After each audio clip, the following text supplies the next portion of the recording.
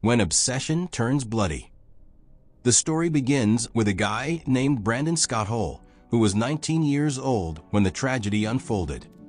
He lived in Indianapolis and struggled with serious mental health issues. He had been in and out of trouble at school for getting into fights with his classmates, and he had been arrested a couple of times for minor crimes. As troubling as that was, he also developed an intense obsession with the cartoon My Little Pony. Friendship is magic.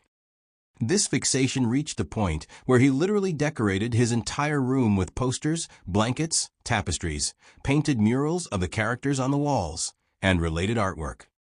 He lived with his mother, Sheila Hull, in a home on North Huber Street. His mother was extremely worried about his mental health. His father had reportedly taken his own life years earlier, which contributed to Brandon's long-standing struggles. Brandon himself had shown signs of severe mental health problems from a young age, including suicidal and homicidal ideation, so it's easy to understand why his mom was so concerned. One day, in March 2020, driven by his suicidal and homicidal thoughts, he went to a military surplus store and bought a shotgun. He planned to point it at police officers to force them to shoot him. His mother learned about his plans, tried to talk him out of it, but he freaked out and nearly attacked her. She immediately went to the police and reported that Brandon had acquired a shotgun and what he intended to do with it. The police responded to the home, seized the shotgun, and observed that Hull had visited white supremacist and neo-Nazi websites on his computer, including a 4chan forum that overlapped with brony communities, adult male fans of My Little Pony. Friendship is magic. The police sent him for a psychiatric evaluation and tipped off the FBI to monitor him. The FBI's Indianapolis Joint Terrorism Task Force opened a Guardian assessment on Brandon. He was interviewed but denied holding any extremist views. He was briefly evaluated but released after about 2 hours with no formal diagnosis, no medication, and no clear aftercare plan. Prosecutors declined to pursue red flag law proceedings to prevent him from possessing firearms. So, a few months later, he legally purchased 2 rifles at a gun store.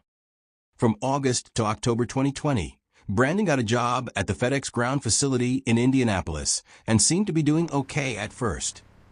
However, his obsessions and mental health issues worsened. He stopped showing up to work entirely, so FedEx fired him for absenteeism. His obsession with My Little Pony only grew stronger. Then, on April 15, 2021, everything went horribly wrong. Brandon decided he was going to end it all and prove to the world what a man he could be, having isolated himself for so long. He posted on Facebook less than an hour before the attack.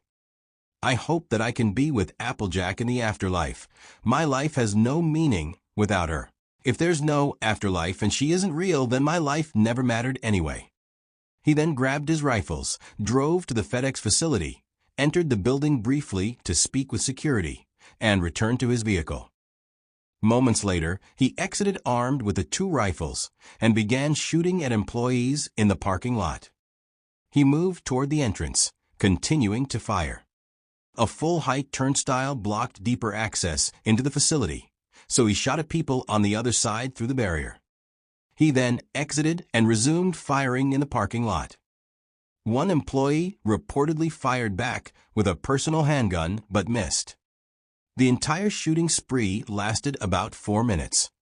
He killed 8 people and injured several others before re-entering the building, pointing one of the rifles at his head, pulling the trigger, and killing himself instantly.